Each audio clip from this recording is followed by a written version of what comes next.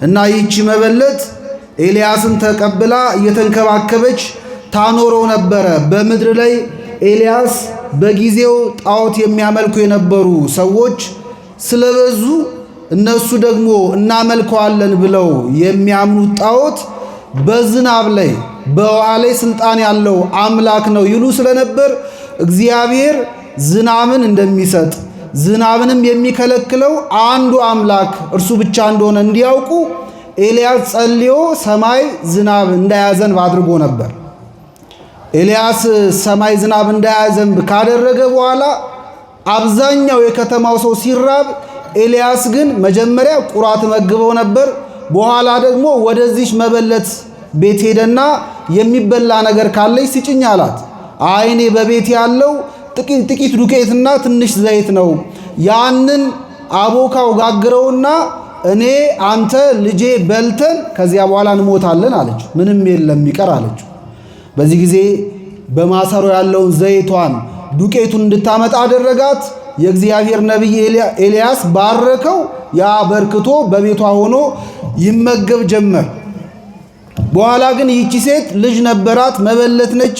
አንድ ልጅ ነው ያላት። ያ ልጇ ሞተባት። ሲሞትባት ወደ እግዚአብሔር ነቢይ መጣችና አንተ የእግዚአብሔር ነቢይ ሆይ ምን አደረኩ? በቤቴ ባስተናገድኩ በተቀበልኩ ባይሆን አንተ የእግዚአብሔር ሰው ስለሆንክ ጻድቅ ስለሆንክ ነቢይ ስለሆንክ ኃጢአቴ ተገልጦ ታይቶ በእኔ በደል ምክንያት ልጄ እንዲሞት አደረክብኝ ወይ? ምን አደረኩ ብላ ለመነችው፣ ጠየቀችው። በዚህ ጊዜ ነቢይ እግዚአብሔር ኤልያስ ልጁን እንድታመጣ አደረጋት፣ የሞተውን ልጅ።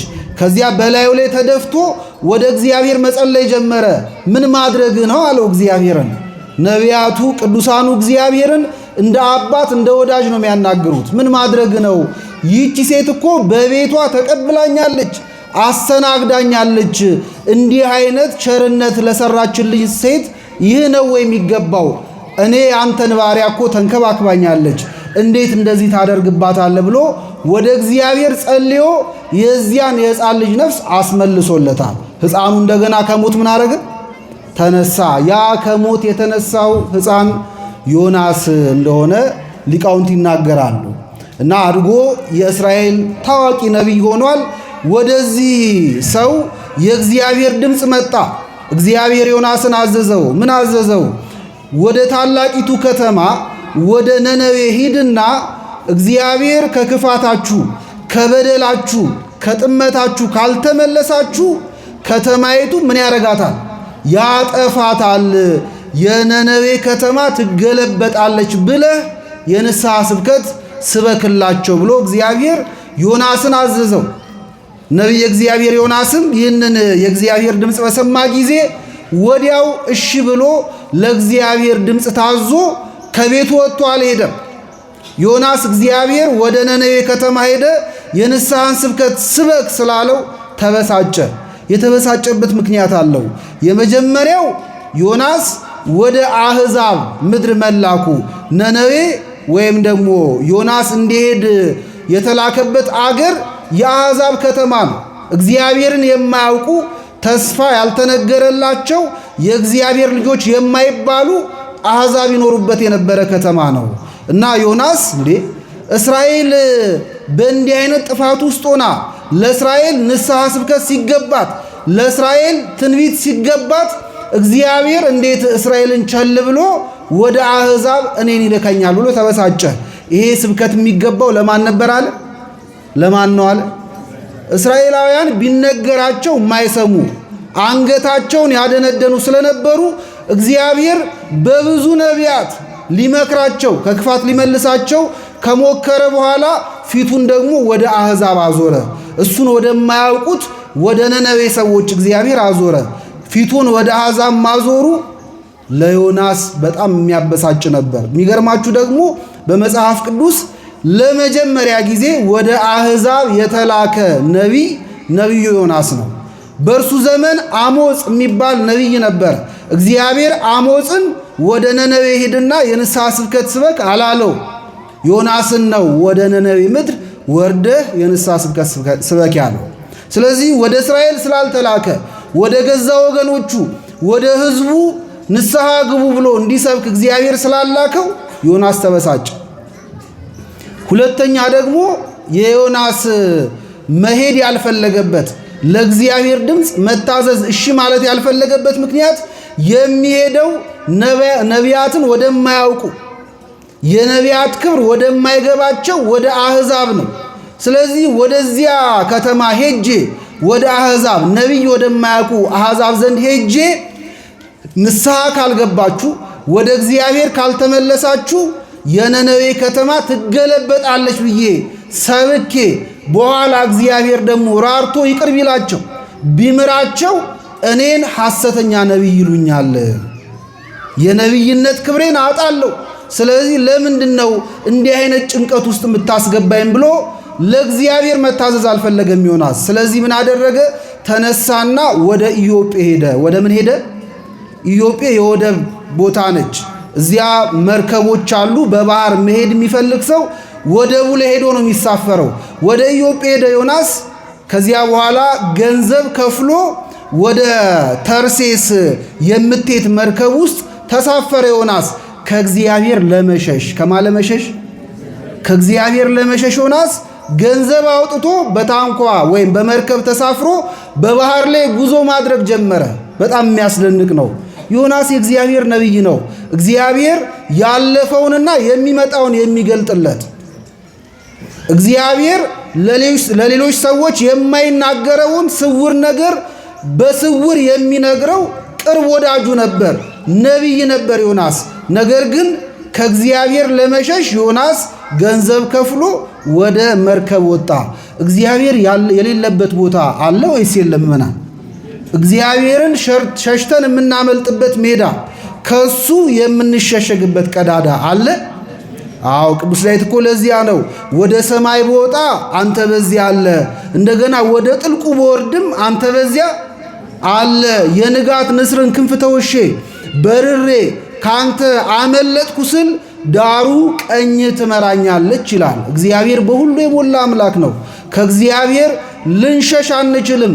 አሐዚ ዓለም በእራሁ ይላሉ አባቶቻችን። ኩሉ እሁዝ ውስተ እዴሁ፣ በመሃል እጁ ልክ እንደ እንቁላል ዓለምን ጨብጦ ምን ያደረገ የያዘ፣ ሁሉ በእጁ የተያዘ አምላክ ነው። ከሱ መሸሽ ማምለጥ አይቻልም። ዮናስ ግን የዋህ ሆነና ከእግዚአብሔር ፊት ለመሸሽ በመርከብ ተሳፍሮ ወደ ተርሴስ ጉዞ ጀመረ። ይሄ የኃጢአት ያለመታዘዝ ውጤት ነው። ሰው ለእግዚአብሔር አለመታዘዝ ሲጀምር፣ ወደ ኃጢአትና ወደ አመፃ ሲገባ መንፈሳዊ ዕውቀቱ እየቀነሰ ይመጣል። ታስታውሳላችሁ፣ አዳም በገነት ከእግዚአብሔር ጋር አባትና ልጅ ሆነው ይኖር ነበር። በኋላ ግን እግዚአብሔር አትብሉ፣ አትቅጠፉ ያላቸውን ዕፀ በለስ ቀጥፈው ከበሉ በኋላ የእግዚአብሔርን ሕግ ካፈረሱ በኋላ ወዲያው አዳም ከመንፈሳዊ ዕውቀት ተራቆተ። ስለዚህ ሄዶ ከቅጠል ስር ተደበቀ። ከማን ሊሸሽግ? መልሱ እንጂ። ከእግዚአብሔር እርቃኑን ሊሸሽግ ሄዶ ቅጠል ስር ተደበቀ። የእግዚአብሔር ድምፅ በገነት ይመላለስ ነበር። አዳም አዳም ወዴት ነህ አለው። አንተ ችለህ የምትደበቅበት እኔ ማላገኝ ቦታ ካለ አዳም ወዴት ነህ? የት ነው ያለኸው አለው። አዳምም አይ እርቃኔ መሆኔን ስላወቅኩኝ ፈርቼ ምን አደረግኩ? ተሸሸኩ ብሎ መለሰ። እግዚአብሔር ያሳያችሁ። አዳም ከእግዚአብሔር ዓይን ከእግዚአብሔር ፊት በጣም ትንሽ በሆነች ቅጠል ሊሸፈን ሞክሮ ነበር። ይሄ አዳም በአመፃው ምክንያት መንፈሳዊ ዕውቀቱ ምን ያህል እንደቀነሰ የሚያሳይ ምልክት ነው። አሁንም ዮናስ ለእግዚአብሔር አልታዘዝም ስላለ በውስጡ ያለው መንፈሳዊ ዕውቀት እግዚአብሔርን መረዳት ሲቀንስ ሲያሽቆለቁል ትመለከቷላችሁ። ከእግዚአብሔር እሸሻለሁ ብሎ ወደ መርከብ ዋጋ ከፍሎ ወጣ። የሚገርም ነው። የምንሰራው ኃጢአት፣ የምንሰራው በደል ለእግዚአብሔር አልታዘዝም ማለታችን የሚያሳጣን የነፍስን ንጽህና ብቻ አይደለም። አንድ ሰው ኃጢአት ስላደረገ ስላመፀ በእግዚአብሔር ላይ ስለተነሳሳ የነፍስ ንጽህናውን ብቻ የሚያጣ የሚመስለው ሰው አለ። ኃጢአት ግን የነፍሳችንን ንጽህና ብቻ አይደለም የምታሳጣን። ኃጢአት ገንዘባችንም እንዲባክን ታደርጋለች። ዮናስ ከእግዚአብሔር ለመሸሽ ገንዘቡ ምን አድርጓል? አውጥቶ ከፍሏል። ወደ መርከቡ በነፃ አልወጣም። በነፃ ልሳፈርም ቢል እሺ አይሉትም። ስለዚህ ወደ ተርሴስ ለመሻገር ከእግዚአብሔር ለመሸሽ ዮናስ ከኪሱ ገንዘብ አውጥቷል። ብዙ ጊዜ ኃጢአት ለመስራት ዋጋ ይጠይቃል። በነገራችን ላይ ከኪሳችን የምናወጣው የሆነ የደከምንበት ገንዘብ አለ። ግን ጽድቅን ለማድረግ ግን እኮ ብዙ ዋጋ እኮ የሚጠይቅ አይደለም። ለምሳሌ እናንተ አሁን አንድ ሰው ለመጨፈር ለመዝለል ቢፈልግ የሚጨፈርባቸውና የሚዘለልባቸው ቦታዎች ገንዘብ ያስከፍላሉ ያስከፍሉ? መልሱ እንጂ። ግን አንድ ሰው ለምሳሌ ለመጸለይ ለማስቀደስ ቢፈልግ ቤተክርስቲያን በር ላይ ገንዘብ እየከፈላችሁ ነው የምትገቡት? ለመጸለይ ነው አይደለም? ለማስቀደስ ክፈሉ ተብላችሁ ታውቃላችሁ? ለመቀደስ ብዙ ዋጋ እናወጣም ነበር። ሰው ግን ብዙ ዋጋ የማያወጣበትን ቅድስና ሳይሆን ብዙ ዋጋ የሚያስከፍለውን ኃጢአትን ነው የሚመርጠው። ዮናስ ለእግዚአብሔር አለመታዘዙ ኪሱንም ጭምር ነው የጎዳው። አያችሁ፣ ገንዘብ እንዲያወጣም ጭምር ነው ያደረገው። ገንዘብ ከፍሎ በመርከብ ላይ ተሳፈረ። ዮናስ ወደ መርከብ ከወጣ በኋላ ወዲያው መርከቡ መንቀሳቀስ ሲጀምር፣ ጉዞ ሲጀምር እግዚአብሔር በዚያ ባህር ላይ ነፋስን አስነሳ ይላል። ምንን አስነሳ? ነፋስን አስነሳ። ያ የተነሳው ነፋስ ማዕበል ሆኖ መርከቡን ያስጨንቃት ጀመር። ሊሰባብራት ሊገለብጣት ደረሰ። በዚያ መርከብ ውስጥ የነበሩ ሰዎች እጅግ በጣም ተጨነቁ። መርከብ ውስጥ የነበሩ ዕቃዎችን እያወጡ መጣል ጀመሩ፣ መርከቢቱን ለማቅለል። ምናልባት ሸክም ከብዷት እንደዚህ የተናጠሽ ከሆነ ብለው መርከቡን ለማቅለል ዕቃ መጣል ጀመሩ ወደ ውስጥ። ወደ ውጪ ዕቃ ቢጥሉም መርከቧ ግን መናወጥ አላቆመችም። ወዲያው ዮናስ የመርከቡ ውስጠኛው ክፍል ገብቶ ተኝቶ ነበር ይላል። ምን አድርጎ ነበር? ውስጠኛው ክፍል ገብቶ ተኝቶ ነበር ዮናስ። እና ከመርከቡ ውስጥ ካሉት ሰዎች መካከል ሄደው ወደ ዮናስ ቀሰቀሱት። እንዴ እንደዚህ ስንጠፋ አትጨነቅም ወይ? ተነስና ወደ አምላክ ለምን፣ ይሰማ እንደሆነ ወደ አምላክ ምን አድርግ ለምን አሉት። በጣም የሚያስደንቅ ነው። በዚህ በጭንቀቱ ጊዜ ከሌሎቹ ሰዎች ይልቅ ተነስቶ ለጸሎት መትጋት የነበረበት የእግዚአብሔር ሰው ነቢዩ ዮናስ ነበረ። ዮናስን ግን እንዲጸልይ ጥያቄ ያቀረቡለት ማናቸው? እግዚአብሔርን የማያውቁ አሕዛብ ናቸው። ተነስና ጸልይ አሉት። ተነስና ጸልይ አሉት። በጣም የሚገርም ነው። አንዳንድ ጊዜ እኛ መንፈሳዊ መፍትሄ እኮ እንረሳዋለን አይደል? መጾሙን፣ መጸለዩን፣ እግዚአብሔርን ደጅ መጥናቱን እንረሳዋለን። ይሄንን የሚያስታውሱን በውጭ ያሉ ወገኖች ሊሆኑ ይችላሉ። አረ ጸልዩ ባካችሁ፣ አረ ጹሙ ብሎ የሚያስታውሱ እነሱ ሊሆኑ ይችላል። ጸሎት ዋጋ ያለው አይመስለንም። ጸሎት ችግራችን የሚፈታ አይመስለንም። በብዙዎቻችን የተዘነጋው በጣም ትልቁ ለችግር መፍትሄ የሚሆነው አንደኛው መሳሪያ ጸሎት ነው። ጸሎት ነው። ስለ ሁሉ ጉዳይ እኮ መጸለይ ያስፈልጋል። አያስፈልግም? ያስፈልጋል። አያስፈልግም? አባ ሚካኤል የሚባሉ በግብፅ ቤተክርስቲያን ውስጥ ያገለግሉ የነበሩ አንድ ካህን ነበሩ እና እኚህ ካህን ብፁዕ አቡነ ሺኖዳ በረከታቸው ይደርብንና እሳቸው በነበሩ ጊዜ በቤተክርስቲያን ውስጥ ለሥርዓት አምልኮ የሚሳተፉ ክርስቲያኖች በትዳር ጉዳይ ችግር ሲገጥማቸው ይህን ችግር የሚያማክሯቸውና የሚፈቱላቸው የካህናት ማህበር ጉባኤ አቋቁመው ነበር እና እነዚያ ካህናት ተሰብስበው በትዳራቸው ችግር የገጠማቸውን ሰዎች እያማከሩ መፍትሄ ይሰጧቸው ነበር፣ ይመክሯቸው ነበር እና እዛ የካህናት ጉባኤ ውስጥ አንደኛው አባት አባ ሚካኤል ይባል። ማን ይባላሉ? እና ሁለት ባልና ሚስቶች በቃ ተስማምተው መኖር ስላልቻሉ እርስ በርስ ሁሉ ጊዜ መበጣበጥ መጣላት ስለሆነ ስራቸው መጡ መፍትሄ ፈልገው እና ምን ሆናችሁ ነው ብለው ሲጠይቋቸው በጉባኤ አይ እኔ ከሷ ጋር መኖር አልፈልግም ይላል። ሚስትየው እኔ ከሱ ጋር መኖር ሰልችቶኛል፣ አያስፈልገን፣ በፍጹም እኔ አብሬ ልኖር አልችልም እያለች ሚስቱም ሰቆቋን ማሰማት ጀመረች። ቢመክሯቸው ቢሰሯቸው ወዲህ ቢሏቸው ወደዚያ ቢሏቸው ሊስማሙ አልቻሉ። እንደውም ጭራሽ በጉባኤው መካከል ለጠብ መጋበዝ ጀመሩ ባልና ሚስቶች። በዚህ መካከል ግን በጉባኤው ላይ ዝም ያሉ እስካሁን ድረስ ሐሳብ ያልሰጡ አባ ሚካኤል የሚባሉ አባት ነበሩ፣ ካህን ነበሩ እና ጉባኤውን ይሰበስቡ የነበሩት አባት ወደ አባ ሚካኤል ዞረው አባታችን እስካሁን እኮ ጸሎት አላደረጉም፣ እስካሁን ሐሳብ አልሰጡም እና ምንድነው እስኪ በዚህ ችግር ላይ ያሉት የእርሶ ምክር ምንድነው ብለው ጠየቋቸው። እኚህም አባት ምን አሉ? እንጸልይበት አሉ። እየሰማችሁ ነው? ምን እናርግበት? በሉ እስኪ ምን እንበልበት? እንጸልይበት አሉ። እንዴ ይሄ ጉባኤ ሲጀመር እኮ በጸሎት ነው የተጀመረው፣ ምን ማለትዎት ነው ሲሏቸው፣ እውነት ነው ጉባኤውን ለመጀመር ጸልየን ነበር። አሁን ግን ላጋጠመን ለዚህ ችግር ግን አልጸለይንም። ስለዚህ ለዚህ ችግር ቆመናው ምን እንበል?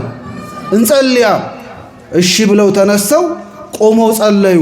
ጸሎቱን አድርገው ሲጨርሱ የሚገርማችሁ ምንም አይነት ተጨማሪ ምክር ሳያስፈልጋቸው ባልና ሚስት ተቃቅፎ መላቀስ ጀመሩ። ምን ማድረግ ጀመሩ? እና በዚያ የነበሩት ካህናት ምን አለ መጀመሪያውኑ እንጸልይበት ብለህ ብትገላግለን ኖሮ አሉት ይባላል። ስለዚህ ጸሎት የማያደርገው ነገር የለም።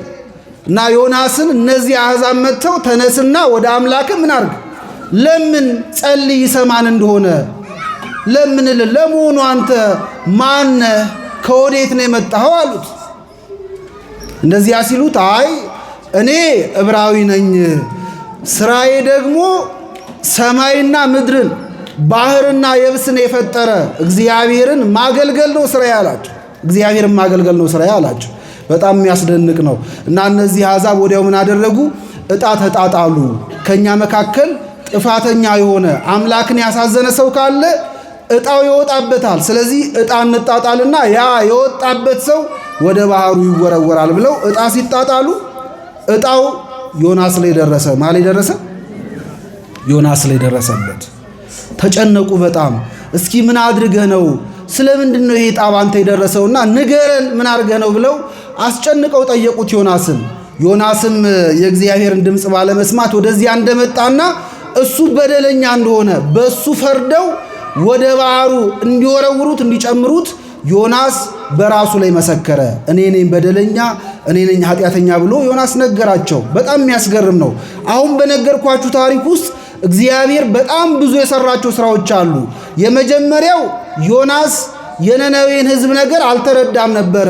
እግዚአብሔር የነነዌ ከተማ ልጠፋ ነው፣ ሕዝቡ ስላመፀ፣ እኔን ስለማይሰማ፣ እኔን ስለማያመልክ ከተማዋ ልትገለበጥ ነው ሲለው ዮናስ ለከተማዋ አራራም ነበር። አሁን ግን ዮናስ የእግዚአብሔርን ድምፅ ባለመስማት ወደዚያች ከተማ ወደዚያች መርከብ ውስጥ ገባ። ወደ መርከቡ ከገባ በኋላ የእግዚአብሔርን ድምፅ ያልሰማው የእግዚአብሔርን ትእዛዝ ያላደረገው አመፀኛው ዮናስ መርከቡ ውስጥ ስለገባ መርከቧ ማረግ ጀመረች፣ መናወጥ ጀመረ። እንደ ነነዌ ከተማ ማለት ልጠፋ መናወጥ ጀመረች። እግዚአብሔር የሕዝቡን በሱ በኩል አዙሮ አሳየ ማለት። ሁለተኛ እግዚአብሔር ለዮናስ ያቀረበለት ጥያቄ በጣም ተከብሮ እንደ ነቢይ ወደ ነነዌ ወርዶ ስለ እግዚአብሔር እንዲሰብክ ሕዝቡን እንዲያሳምንና ንስሐ እንዲገቡ እንዲያደርግ ነበር እግዚአብሔር እንደ ነቢይ ልላክ ያለው የነበረው። ዮናስ ግን እምቢ ብሎ አመፀ። ስለዚህ እግዚአብሔር ዮናስ እንደ ነቢይ እንዲሰራበት ሳይፈቅድለት ሲቀር እግዚአብሔር በዮናስ እንደ ኃጢአተኛነቱ እንደ አመፀኛነቱ ደግሞ ሰርቶበታል። የሚገርማችሁ እግዚአብሔር በመታዘዛችንም ባለመታዘዛችንም ውስጥ ስራ ይሰራል። እስኪ በሉ እግዚአብሔር በመታዘዛችን ባለመታዘዛችንም ስራ ይሰራል። እግዚአብሔር በመታዘዛችን ስራ ይሰራል ማለት ሕጉን የምናከብር ከሆነ ያለንን የምንጠብቅ ከሆነ እንደ እግዚአብሔር ትእዛዝ የምንመላለስ ከሆነ በዚህ መታዘዛችን ውስጥ እግዚአብሔር የሌሎችን ሰዎች ልብ ይማርካል። ይሄው ገሌ እኮ ከእግዚአብሔር ጋር እየኖረ ሰላሙን ተመልከት፣ ከእግዚአብሔር ጋር እየኖረ ፍቅሩን ተመልከት፣ ከእግዚአብሔር ጋር እየኖረ ሕይወቱን ተመልከት ብሎ ሰው እኛ ከእግዚአብሔር ጋር ባለን ቅርበት ተማርኮ ከእግዚአብሔር ጋር ባለን አንድነት ልቡ ተማርኮ ወደ አምላክ ይቀርባል። ይሄ በመታዘዛችን ማን ሲሰራ ነው? እግዚአብሔር ሲሰራ። ባለመታዘዛችን ደግሞ የእግዚአብሔርን ሕግ ማንጠብቅ ያዘዘንን ትእዛዝ ማንጠብቅ ከሆነ እግዚአብሔር ባለመታዘዝ በኃጢአተኝነታችን በጎስቋላነታችን ደግሞ ስራ ይሰራል። ይሄው ገሌ ከክፋቱ የተነሳ ለእግዚአብሔር እምቢ ከማለት ከማስቸገሩ የተነሳ ከአመፃው የተነሳ እንዲሆነ እግዚአብሔር እንዲያደረገው እንደዚህ ቀሰፈው፣ ዛሬም በእኛ ላይ ይህ መቅሰፍት እንዳይመጣ መጠንቀቅ አለብን ብለው ሰዎች በእኛ ጉስቁልና ምን ያደርጋሉ? ይማራሉ። የትኛው ይሻለናል? የትኛው ይሻለናል? በመታዘዝ እግዚአብሔር ቢያስተምርብን ይሻላል ወይስ ባለመታዘዝ? በመታዘዝ ይሻላል። ዮናስ ቢታዘዝ ኖሮ እንደ ነቢይ እግዚአብሔር ስራ ሊሰራበት ነበር። አሁን ግን እምቢ ብሎ አምጾ ወደ መርከብ ስለገባ እግዚአብሔር በዮናስ አለመታዘዝ ነፋስን አስነስቶ መርከቡን አስጨንቆ ኃጢአተኝነቱን ዮናስ እንዲናገር አድርጎ ግን ደግሞ በዚያው ስራ ምንድነው ከየት ነው የመጣው ሲሉት እኔ ዕብራዊ ነኝ ስራዬ ደግሞ ሰማይና ምንን ምድርን የብስና ባሕሩን የፈጠረ እግዚአብሔርን ማምለክ ነው ብሎ እግዚአብሔርን ለማያውቁ እግዚአብሔር የሚባለውን ስም ሰምተው ለማያውቁ ለነዛ አሕዛብ ስለ እግዚአብሔር እንዲሰብክ አደረገው ዮናስ። ስለዚህ ዮናስ በአመፃ ውስጥም እያገለገለ ነበር ማለት ነው። አያችሁ እግዚአብሔር በመታዘዛችንም ባለመታዘዛችንም ውስጥ ስራው ምን ያደርጋል? ይሰራል። እግዚአብሔር ይሰራል። ስለዚህ ዮናስ ይሄን ተናገረ። ወዲያው በራሱ ላይ ፈረደ። እኔን አውጥታችሁ ወደ ውሃው ጣሉኝ ብሎ ዮናስ በደለኝነቱን አመነ። ይሄ ተአምኖ ኃጣው ይባላል። አንድ ሰው ኃጢአት ካደረገ በኋላ እግዚአብሔርን የሚያስቆጣው በደልና ኃጢአት ማድረጉ አይደለም። ብዙዎቻችን ከኃጢአቱ በኋላ የሰራነውን ኃጢአት አናምን። ለምን እንደዚህ ያደረክ ሲባል እንዴ ምን ሌላም ሰው ያደርጋል አይደል እንዴ? ሰው ሆኖ ማይበድል እንጨት ሆኖ ማይጤስ አለ ወይ? የሰውነት ድካሜ ነው፣ ምን ችግር አለ? እግዚአብሔር ይረዳኛል እያለ ኃጢአቱን ለማቃለል የሚሞክር፣ አንዳንዱ ደግሞ ሽምጥጥ አድርጎ እኔ ምንም አልሰራውም ብሎ ደግሞ ኃጢአቱን የሚክድ ሰው አለ። እንዲህ ያለውን ሰው እግዚአብሔር ይጸየፈዋል። በእውነት እግዚአብሔር ኃጢአተኞችን አይጠላም። ነገር ግን በኃጢአቱ የማይታመን እኔ በድያለሁ እግዚአብሔርን አሳዝኛለሁ የማይል ኃጢአተኛን ግን እግዚአብሔር ይጸየፈዋል፣ ይጠላዋል። እኛን ለማዳን እግዚአብሔር ወልድ ሥጋ ለብሶ ወደዚህ ምድር ሲመጣ ብዙም ጊዜውን ያሳልፍ የነበረው በወንጌል እንደተቀመጠው ከኃጢአተኞች ጋር ነው። ከቀራጮች ጋር አብሮ ይቀመጥ ነበር። ከበደለኞች ከኃጢአተኞች ጋር ደግሞ አብሮ ይበላ ይጠጣ እንደነበር ተጽፏል። እንደውም ፈሪሳውያን ወደ ሐዋርያቱ ቀርበው መምህራችሁ ለምንድነው ከኃጢአተኞች ጋር አብሮ ሊበላ የሚቀመጠው? ከቀራጮች ጋር ለምንድነው ከነሱ ጋር የሚተባበረው? አብሮ ለምን ይሆናል ብለው ጠይቀው ነበረ። ይህን ጥያቄ ያቀረቡት ፈሪሳውያን ኃጢአት ሳይኖርባቸው ቀርቶ አይደለም።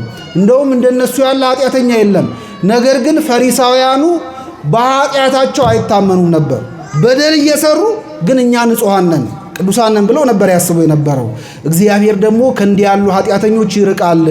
እግዚአብሔር የሚቀርበው በበደላቸው የሚታመኑ ኃጥአንን ነው የሚቀርበው። ይህም በተመለከተ በመጽሐፍ ቅዱስ በጣም ብዙ ምስክሮች እኮ አሉ። ቅዱስ ዳዊት ለምሳሌ የማይገባ ነገር ፈጽሞ ነበር። የኦሪዮን ሚስትን አነውሮ ነበር። በዝሙት ወድቆ ነበር። በዝሙት ከወደቀ በኋላ ቅዱስ ዳዊት ኃጢአቱን በደሉን ለመሸፈን በጣም ብዙ ጥረት አድርጓል። ነገር ግን እግዚአብሔር እንዳወቀበት ሲረዳ ያን ጊዜ ቅዱስ ዳዊት በኃጢአቱ ታምኖ በደለኛነቱን ተረድቶ ወደ እግዚአብሔር መለመን ጀመረ። ሲጸልይ አንተን ብቻ በደልኩ፣ አንተ ምን አደረግኩ? አመፃዬ በደሌ ሁሉ ጊዜ በፊቴ ነው እያለ ስለ በደሉ በእግዚአብሔር ፊት ያለቅስ ነበረ ቅዱስ ዳዊት። ስለዚህ እግዚአብሔር ይህንን ንስሐ የሚገባ የሚሰበር ወደሱ ለመቅረብ የሚጥር በደለኛ ነኝ የሚል ትሑት የሆነውን የዳዊትን ልቡና ወዷል እግዚአብሔር። ስለዚህ ዛሬም ኃጢአት ከሰራም በኋላ እግዚአብሔር ኃጢአታችን አይደለም የሚያስቆጣው፣ ኃጢአታችንን አምነን ምን አለማድረጋችን ንስሐ ለመግባታችን ግን እግዚአብሔር ያስቆጣዋል። በራሳችን ላይ አለመፍረዳችን እግዚአብሔር ያስቆጣዋል። አባቶቻችን ለዚያ ነው ምሕረት የሚፈልግ ሰው ካለ በራሱ ላይ መፍረድ አለበት ይላሉ። ምን ይላል መጽሐፍ? ወደ ፍርድ ይላል። እስኪ በሉ አብራችሁ፣ ወደ ፍርድ አስቀድሞ የሚገባ ጻድቅ ይመስላል። እግዚአብሔር ሳይፈርድበት በፊት እግዚአብሔር አንተ ኃጢአተኛ ነህ በደለኛ ነህ ብሎ እግዚአብሔር ሳይኮንነው በፊት አስቀድሞ በዚህ ምድር እያለ እኔ ኃጢአተኛ ነኝ እኔ በደለኛ ነኝ ብሎ አስቀድሞ ወደ ፍርድ የሚገባ ሰው፣ ራሱ ላይ የሚፈርድ ሰው እሱ ጻድቅ ይመስላል። አስቀድሞ በራሱ ላይ ስለፈረደ እግዚአብሔር በሱ ላይ ምን አያደርግበትም? አይፈርድበትም አለ። ዮናስ ያደረገው መልካም ነገር በራሱ ላይ መፍረዱ ነው። እኔ ነኝ ኃጢአተኛው፣ እኔ ነኝ በደለኛው ብሎ ወደ ባህር እንዲጨምሩት ማድረጉ ነው ዮናስ። ግን እዚሁ ደግሞ ታሪክ ላይ ዮናስ ምን አለ? አንተ ስራህ ምንድነው? ከየት ነው የመጣው ሲሉት እኔ ዕብራዊ ነኝ አላቸው። ምናዊ ነኝ? ዕብራዊ ነኝ። ከዚያ ስራዬ ደግሞ ሰማይና ምድሩን ባህርና የብሱን የፈጠረውን እግዚአብሔርን ምን ማድረግ ነው? ማምለክ ነው አለ። በጣም ይገርማል። ዮናስ ታዲያ ሰማይና ምድሩን ባህርና የብሱን እግዚአብሔር እንደፈጠረ ካመነ በመርከብ ላይ ተሳፍሮ የሚሄደው ከማን ሊሸሽ? ባህሩን የፈጠረው ማን ነው? ማን የፈጠረው? ባህሩን የፈጠረው እግዚአብሔር ከሆነ ዮናስ በባህር ላይ ወደ ማን ነው የሚሸሸው? በእውነቱ ይሄ የእኛን ሕይወት ይመስላል። ይውላችሁ አፋችን ላይ ጥቅሱ አለ፣ ወንጌሉ አለ፣ የቅዱሳን ታሪኩ አለ። እንደው ስለምታምነው ስለ እግዚአብሔር፣ ስለ ቤተ ክርስቲያን፣ ስለ ቅዱሳን ተናገር ቢሉን እናንበለብለዋለን። ሕይወታችን ግን ባዶ ነው። ሕይወታችን ባዶ ነው። ዮናስ ባህርና የብሱን የፈጠረውን እግዚአብሔርን አገለግላለሁ አለ። ነገር ግን ባህርና የብሱን ከፈጠረው ከእግዚአብሔር ለመሸሽ በባህር ላይ በመርከብ ሲሳፈር ነው ይሄን የተናገረ። አፋችንና ግብራችን ሁለቱ የማይመጣጠኑ ከሆነ ሕይወት አናገኝበትም። በእውነቱ ክርስትና ማለት በአፍ የሚናገሩትን በተግባር መኖር፣ በተግባር የሚኖሩትን ደግሞ በአፍ ምን ማድረግ መመስከር። አፍና ስራ፣ አፍና ግብር ካልተባበረ ድህነት አይገኝም። በእውነት ድህነት አይገኝም። ስራችን አንደበታችንን በደንብ ሊያስረግጥልን ይገባል። ይሁዳ እኮ ይሰብክ ነበር። ይሁዳ ምን ነበር? ይሁዳ ሰባኪ ነበር። አምላካችን ክርስቶስ ሐዋርያቱን ሁለት አድርጎ በማቴዎስ ወንጌል ምዕራፍ 10 ላይ ተቀምጧል። ሁለት አድርጎ ንስሐ እንዲሰብኩና አጋንንትን እንዲያወጡ በየመንደሩ ሲልካቸው ከተላኩት እኮ ሰባኪዎች መካከል አንደኛው ማን ነበር? ይሁዳ ነበር። ይሁዳ ወደ መንደር ውስጥ ገብቶ ንስሐ ግቡ ብሎ የንስሐን ስብከት እኮ ሰብኳል። ንስሐ የማይገባ የንስሐ ምን ሰባኪ ይሁዳ ንስሐ ግቡ ብሎ ሰብኳል። ይሁዳ አጋንንትን እኮ አውጥቷል። ስለዚህ ንስሐ ግቡ ብሎ መስበክ ክርስቲያን ያደርጋል? አያደርግም?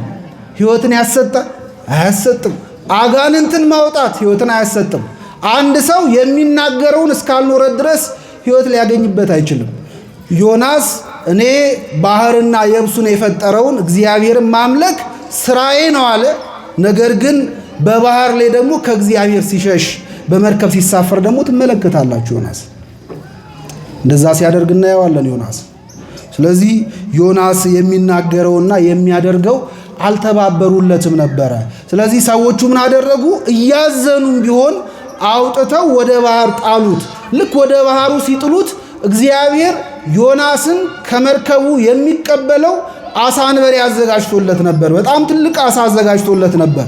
ስለዚህ እነዚያ ሰዎች ዮናስን ወደ ባህሩ ሲወረውሩት አሳ አንበሪው ምን አደረገው?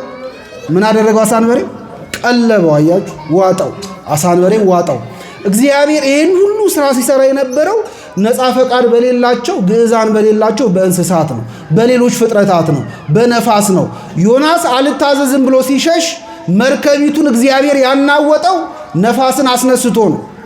እንደገና ደግሞ እነዚያ ሰዎች አንስተው ዮናስን ሲወረውሩት ዮናስን እንዲውጥ ደግሞ እግዚአብሔር አሳ አንበሪን አዘጋጅቶ ነበረ። ሌሎች ፍጥረታት ግዕዛን የሌላቸው ነፃ ፈቃድ የሌላቸው ተስፋ የሌላቸው ርስት ያልተዘጋጀላቸው እግዚአብሔርን ስለታዘዙ በስተመጨረሻ ሽልማት የማይጠብቃቸው እነዚህ ፍጥረታት እግዚአብሔር ከሚላቸው አይወጡም። ማን ከሚላቸው አይወጡ? እግዚአብሔር አድርጉ ያላቸውን ነገር ሳያዛንፉ ያደርጋሉ። በእግዚአብሔር ላይ የሚያምፀው አድርግ የተባለውን ነገር የማያደርገው ተስፋ የተሰጠውና ርስት የተዘጋጀለት የሰው ልጅ ነው። ቢታዘዝ እግዚአብሔር ርስት እንደሚያወርሰው ተስፋ ሰጥቶት፣ ነገር ግን የሰው ልጅ አመፀኛ። እግዚአብሔር በል ያለውን አይልም፣ አድርግ ያለውን ነገር አያደርግም። አሳ አንበሪው ግን ዮናስን እንዲውጠው ስላዘዘው እግዚአብሔር ዮናስን ምን አደረገው? ዋጠው። ከዋጠው በኋላ ደግሞ ዮናስን በውስጡ ደግሞ እንዳይበላው እንዳያጠፈው ማለት እንዳይፈጨው ደግሞ ስላዘዘው የእግዚአብሔር ትእዛዝ ስላለበት አሳው ዮናስን ከዋጠው በኋላም አላኘከውም፣ በጥርሱ አልበሳሰውም። በጣም የሚያስደንቅ እኮ ነው። እግዚአብሔር ዮናስን በአሳ አንበሪ ሆድ ውስጥ ለስንት ቀን ጠበቀው? ለ3 ቀን በሕይወት ጠበቀው። በጣም ያስደንቃል። በአሳ አንበሪ ሆድ ውስጥ እኮ አየር የለም። ዮናስ አይተነፍስም ነበር። ግን ዮናስ ሞቷል? አልሞተም? አልሞተም። ዮናስ የአሳ አንበሪ ሆዱን በሲኦል ይመስለዋል። በምን ይመስለዋል? በሲኦል ይመስለዋል። በሲኦል በመቃብር ይመስለዋል። በዚያ በመቃብር በተመሰለ በሲኦል በተመሰለ በአሳ አንበሪ ሆድ ውስጥ የሕይወት ተስፋ በሌለበት በዚያ ጨለማ ውስጥ እግዚአብሔር ዮናስን ይጠብቀው ነበር። ማንን ይጠብቀው ነበር? ዮናስን ይጠብቀው ነበር። እና እኛ የሆነ ሰው አሳ አንበሪ ሲውጠው ብንመለከት ከዚያ በኋላ የዚያ ሰው ሕይወት የሚያበቃ ነው የሚመስለን። እግዚአብሔር ግን በአሳ አንበሪ ሆድ ውስጥ ይጠብቃል አይጠብቅም? ይህ አሳ አንበሪ እኮ ምሳሌ ነው። ወደኛ ሕይወት የሚመጣ ሊውጡን የተዘጋጁ እንደገና የሚውጡን እንደ አሳ አንበሪ የሚያሉ በጣም ከባድ ፈተናዎች ይኖራሉ። እና አንዳንድ ጊዜ እነዚያ ፈተናዎች በላያችን ላይ ሲጫኑብን ወደ ከባድ ማይበሉ ስንገባ እግዚአብሔር የተወን የሚመስለን ሰዎች አሉ። ነገር ግን እግዚአብሔር በዚህ ሁሉ ችግር ውስጥ እኛን ማቆየት በሕይወት መጠበቅ ይችላል አይችልም? ስለዚህ ችግር ወደ እናንተ ሲመጣ ሊያጠፋችሁ አይደለም። አስተውሉ። ዮናስ በመርከብ ውስጥ ተኝቶ ነበረ። እነዚህ አሕዛብ መጥተው ተነስና ጸልይ ብለው ከእንቅልፉ ቢቀሰቅሱትም ዮናስ ግን እንደ ጸለየ አይናገርም መጽሐፍ ቅዱሱ። ጸልይ ብለውት ራሱ ምን አላረገም? ዮናስ አልጸለየም ነበር። ዮናስ አልጸለየም። በኋላ ግን ወደ አሳ አንበሪ ሆድ ውስጥ ከገባ በኋላ ምን እንዳደረገ ታውቃላችሁ? ዮናስ መጸለይ ጀመረ። ምን ማድረግ ጀመረ? ጸሎተ ዮናስ ይባላል። ዮናስ በአሳ አንበሪ ሆድ ውስጥ በዚያ ጨለማ ውስጥ ሆኖ ወደ እግዚአብሔር መለመን መጸለይ ጀመረ። ስለዚህ አያችሁ ወደ አሳ አንበሪ ሆድ ውስጥ መግባቱ ልቡን እንዲመለስ አደረገ። ወደ እግዚአብሔር እንደገና ቀና እንዲል እግዚአብሔር እንዲለምን አምላኩን እንዲያስታውስ አደረገው። እግዚአብሔር አንዳንዴ ወደ ሕይወታችን ልክ እንደዚህ አሳ አንበሪ የሚያመጣቸው መከራዎች፣ ችግሮች ወደ ማን የሚመልሱ ናቸው? ወደ እግዚአብሔር የሚመልሱ እግዚአብሔርን የሚያስታውሱ። ምክንያቱም አንዳንድ ሰው በጤናው ጊዜ፣ በሀብቱ፣ በብልጽግናው፣ በሰላሙ ጊዜ እግዚአብሔር የሚረሳ ሰዋል። አምላክ እንዳለ ትዝ የማይለው ሰዋል። ልክ ደግሞ ህመም ሲጎበኘው የሆነች ውጋት ስታጋጥመው ደግሞ ጠዋት በሌሊት ለጠበል ወደ ቤተክርስቲያን የሚሮጥ ሰዋል። ቅዳሴ የሚያስቀድስ ኪዳን የሚያደርስ ሰው አለ። ስላመመው የሥጋ ውጋት ስለያዘው ያን ጊዜ ማንን ያስታውሳል? እንደውም አባቶቻችን ታሞ የተነሳ እግዚአብሔርን ረሳ ይላሉ። ጤና ብዙ ጊዜ ከእግዚአብሔር እንድንሸሽ ሊያደርገን ይችላል። ስለዚህ ከእግዚአብሔር ልንሸሽ እንደሆነ ሲያውቅ አንዳንድ ጊዜ ወደኛ ይልክብናል። በጤና ምክንያት፣ በሀብት ምክንያት፣ በድሎት ምክንያት ነፍሳችን እንድትታመም ስናደርግ እግዚአብሔር ደግሞ በስጋችን ላይ ደዌ ይልክብንና ነፍሳችንን ያክማታል። ለዚያ ነው ቅዱስ ዮሐንስ አፈወርቅ ምን አለ? ወያመጽ ደዌ በእንተ ጢንሃ ለነፍስ፣ ስለ ነፍስ ጤና ብሎ እግዚአብሔር በአካላችን በሰውነታችን ላይ በሽታን ደዌን ያመጣል ይላል። ስለዚህ ስትታመሙ እንዳትማረሩ፣ ይልቅ እግዚአብሔር ነፍሳችሁን እያከመ እንደሆነ ማስተዋልም ይገባል። ዮናስን በአሳ አንበሪ ሆድ ውስጥ እንዲገባ አደረገው። ያን ጊዜ ተኝቶ በልቡ ተኝቶ የነበረው ዮናስ ነቃ። ወደ እግዚአብሔር መጸለይ መለመን ጀመረ። ግን ዮናስ የሚገርማችሁ እዚያ የሕይወት ተስፋ የሌለበት አየር ያልነበረበት ጨለማ ቦታ ውስጥ ሆኖ ዮናስ ከአሳ አንበሪ ሆድ ወጥቼ በመቅደስህ ምን አረጋለሁ? እቆማለሁ ይል ነበር። ቤት እቆማለሁ፣ እስኪ በሉ ቤት እቆማለሁ። ከአሳ አንበሪ ሆድ ውስጥ ወጥቶ ዮናስ በእግዚአብሔር በመቅደሱ ደጅ ስለመቆም ያስብ ነበር። ይሄ ተስፋ ይባላል። ወደ ችግር ስትገቡ በቃ ከዚህ በኋላ ተስፋ የለኝም፣ እግዚአብሔርም ትቶኛል፣ እጠፋለሁ አትበሉ። ከችግሩም ከመከራውም በኋላ ደግሞ እግዚአብሔር ነገን ያነጋዋል አያነጋውም? ተስፋ እኮ ነው። ሁል ጊዜ መከራ ብቻ በሕይወታችን ውስጥ ሊኖር አይችልም። እግዚአብሔር ስነ ፍጥረትን ሲፈጥር የጀመረው ሊቃውንት ከማታ ነው ይሉናል። ከምንድን የጀመረው? ከሌሊት ነው የጀመረው። ከዚያ ከሌሊት ጀመረና ወደ ንጋቱ ነው የመጣው።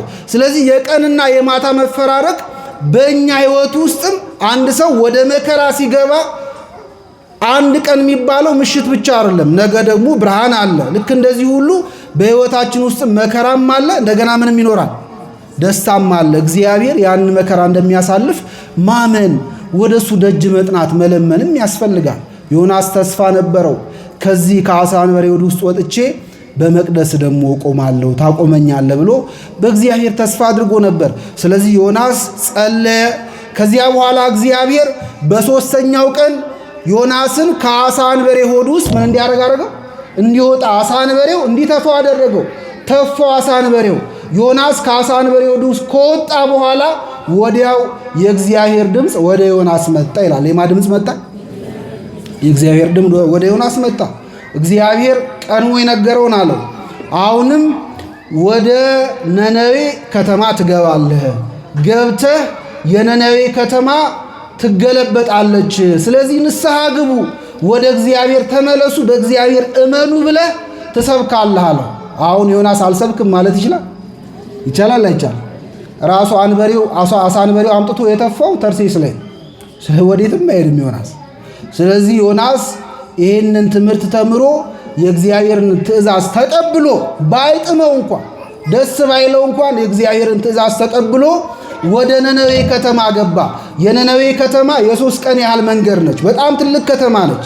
ስለዚህ ዮናስ የ1 ቀን መንገድ ያህል ወደ ከተማዋ ገባና በ40 ቀን ውስጥ የነነዌ ከተማ ትገለበጣለች አለ። የሰማችሁ ነው? ምን ታደርጋለች? በ40 ቀን ውስጥ ንስሐ ካልገባችሁ፣ ወደ እግዚአብሔር ካልተመለሳችሁ የነነዌ ከተማ ትገለበጣለች ብሎ ዮናስ መስበክ ጀመረ። የዮናስ ስብከት ርኅራኄ ያለው አልነበረም።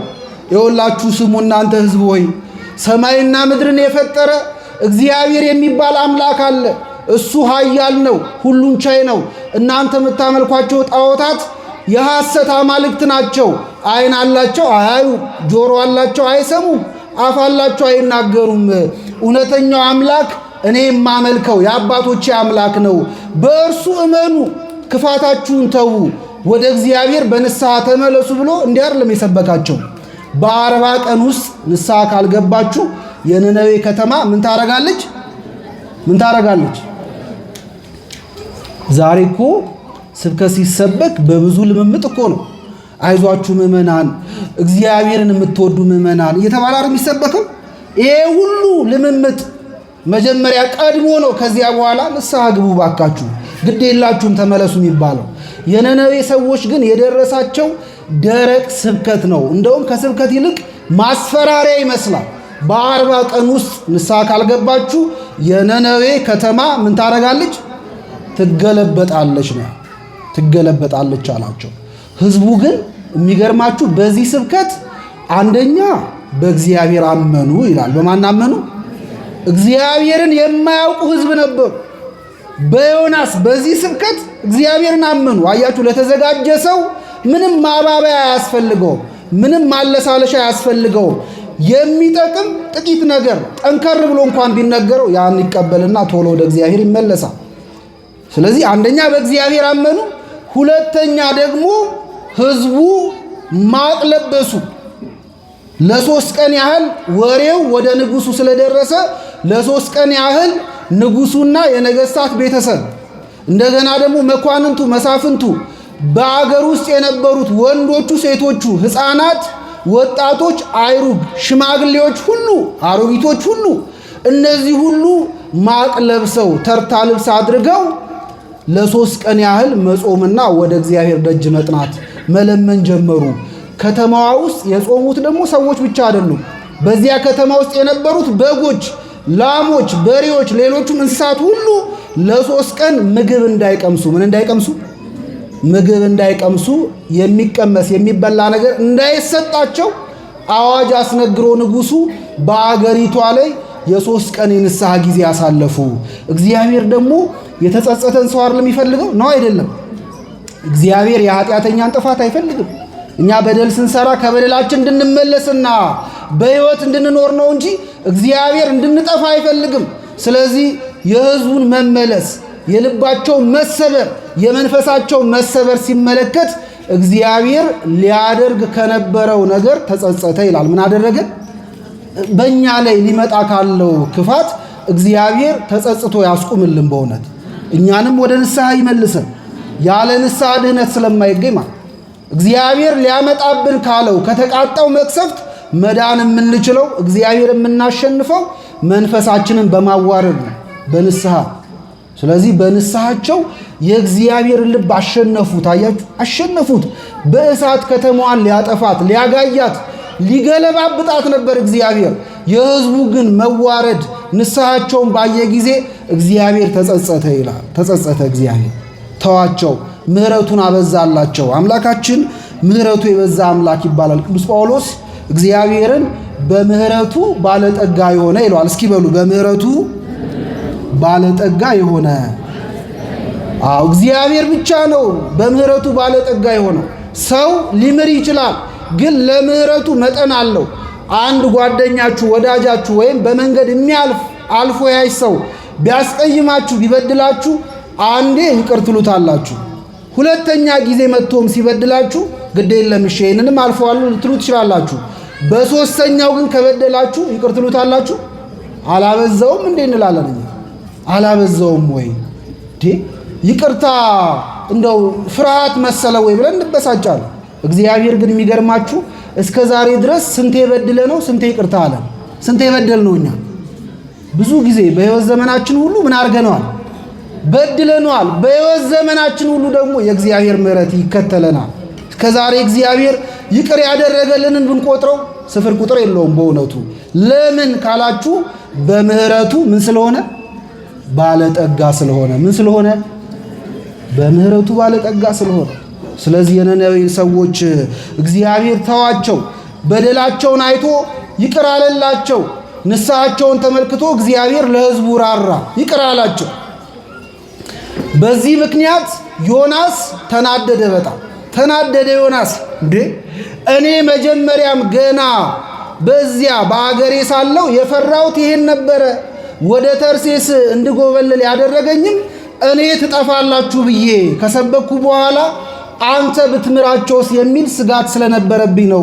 ይኸው አሁን ስጋቴን አስረገጥክልኝ።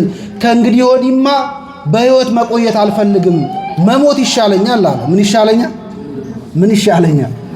በቃ አንተ የነነዌን ሕዝብ ከማርክ እኔ በሞት ይሻለኛል አለ ዮናስ። በጣም የሚያስገርም እንደ የሰባኪ እኮ ወጉ ሰብኮ የሚያጠፉትን ሰዎች ከጥፋት ምን ማድረግ ነው?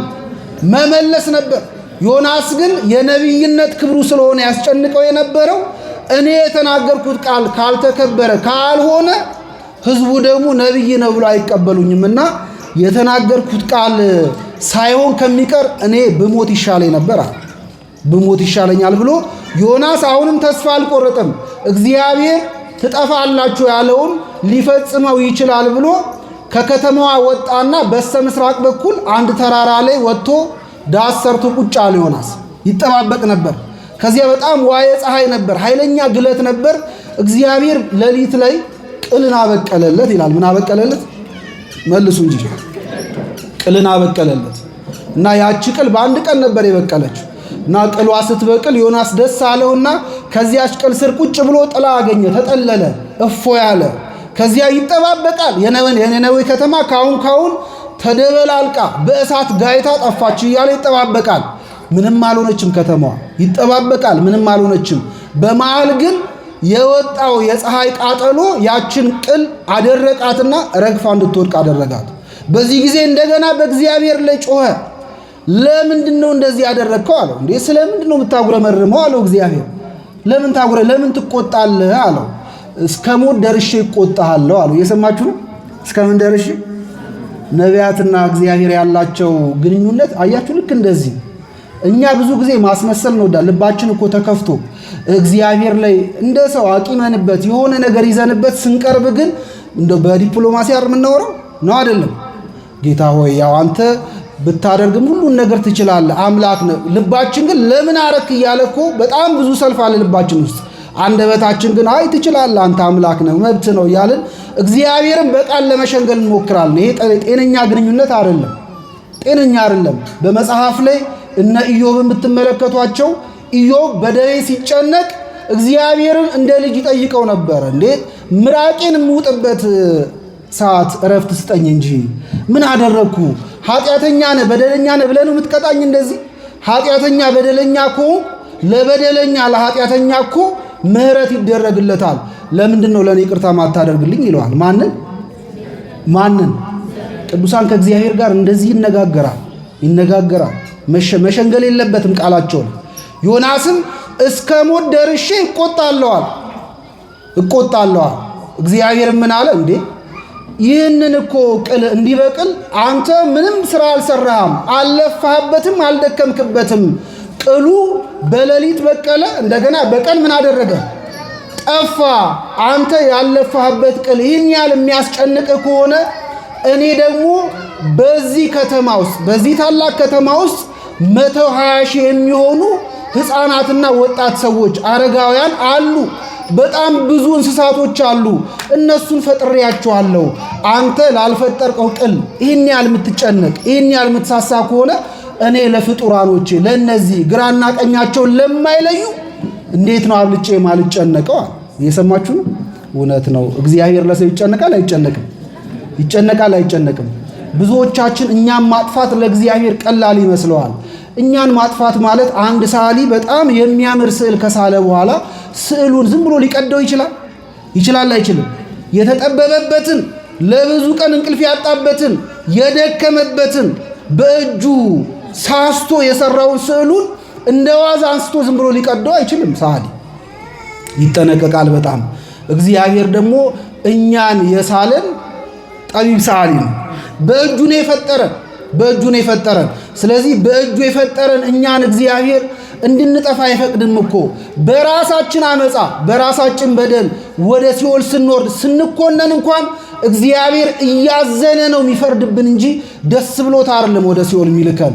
እግዚአብሔር የሚፈልገው የሰውን ጥፋት ሳይሆን ምኑን ነው የሚፈልገው? ምኑን ነው የሚፈልገው? ድህነቱን ነው የሚፈልገው።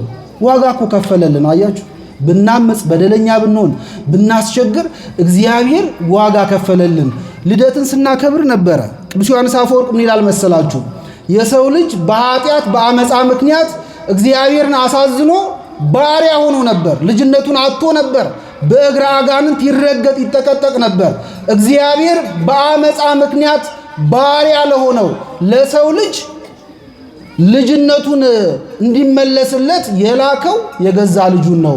እናንተ ይላል ቅዱስ ዮሐንስ አፈወርቅ በቤታችሁ ያለ አገልጋይ ቢያስቀይማችሁ ቢበድላችሁ ስለ አገልጋያችሁ ልጃችሁን ካሳ አድርጋችሁ ትከፍላላችሁ?